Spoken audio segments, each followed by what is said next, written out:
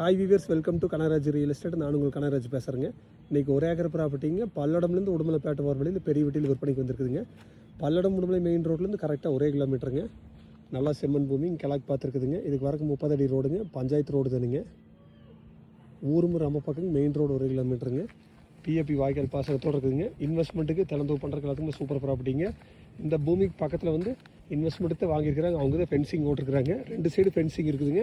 இன்னும் ஒரு side fencing ஓட்டால் முடிஞ்சுங்க. சூப்பரான ப்ராப்பர்ட்டிங்க.